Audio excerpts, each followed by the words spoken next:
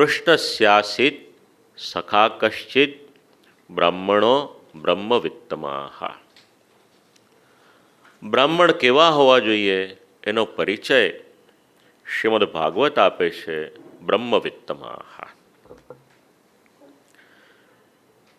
રાષ્ટ્રની સમૃદ્ધિને માટે તેજસ્વી બ્રાહ્મણોની આવશ્યકતા છે. જાણવું છે? જાણવું હોય તો જય જયકાર કરવો પડશે. શ્રી ગોકુલ.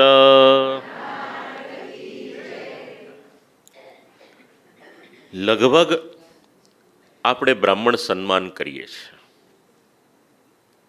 શેને માટે કરવાનું એ જરા જાણવા જેવું છે. બ્રાહ્મણને માથું નમાવીએ એ કોઈ વ્યક્તિનું પૂજન નથી, પણ બ્રાહ્મણ બ્રહ્મવિત્તમાહ, બ્રહ્મનો જાણકાર હોય અને આપણા મનમાં રહેલા ભ્રમ શંકાઓ એને દૂર કરે એટલા માટે બ્રાહ્મણનું પૂજન છે. રાષ્ટ્રના ઉત્કર્ષની સાથે બ્રાહ્મણનો આદર એ જોડાયેલો છે.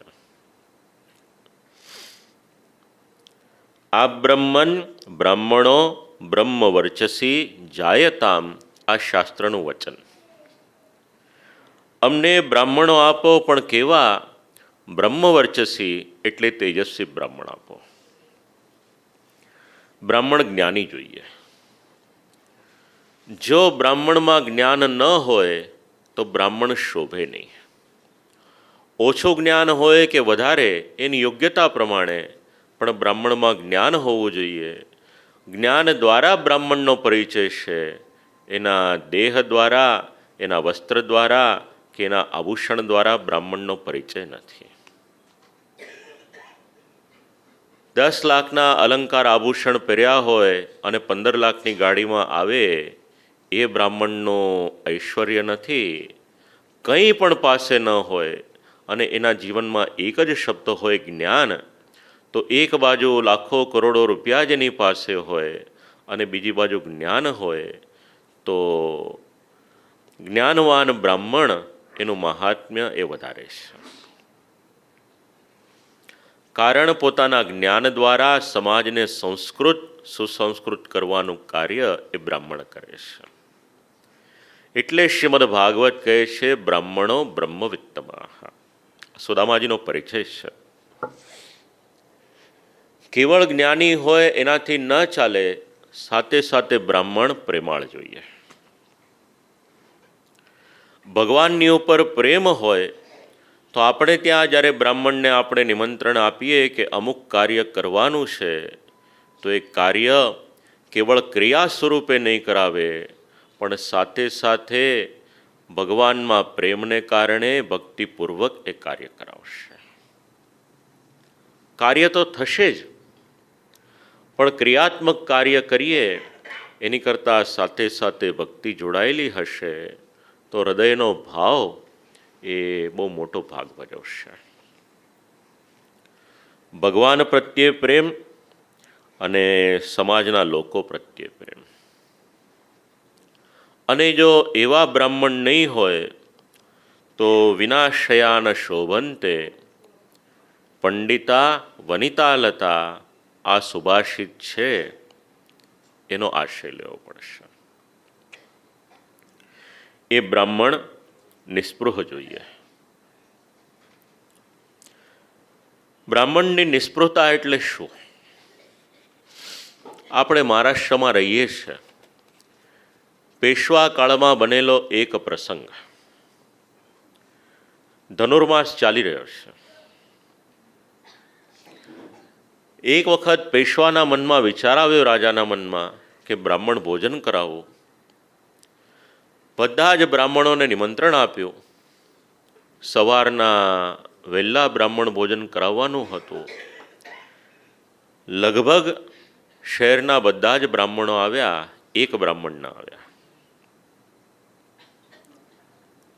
રાજાને થયું કે એક બ્રાહ્મણ ના આવે એ ચાલે નહીં. રાજા ખૂબ જ સન્માનપૂર્વક એમને બોલાવવા માટે ગયા. બ્રાહ્મણના મનમાં પણ અભિમાન નહીં, આદર સત્કાર વડે પેશવાનું સ્વાગત કર્યું, બિરાજમાન કર્યા, વિનમ્રતાપૂર્વક વાતચીત કરી. કયું નિમંત્રણ આપવાને માટે આવ્યો છું, ભોજનમાં પધારો. કયું રાજા આવવાનો મારે બહુ વાંધો નથી, પણ પ્રાતઃકાલ થાય, ષટકર્મ કરવાનું હોય એમાં રત હોઉં, એની પછી સ્વાધ્યાય કરવાનો એમાં મારો સમય જાય, એની પછી મારે ત્યાં જે ભણવાને માટે આવે એમાં સમય જાય, એની પછી વૈશ્વદેવ કરવું, તત્પશ્ચાત બપોરનું ભોજન કરવું. આપને ત્યાંનો ભોજનનો ક્રમ એ બહુ વહેલો છે, એ સમયે આવવું મારા માટે શક્ય નથી. રાજા ધીર હતા, ગંભીર હતા, શાંત હતા, ખૂબ જ શાંતિથી સાંભળ્યું.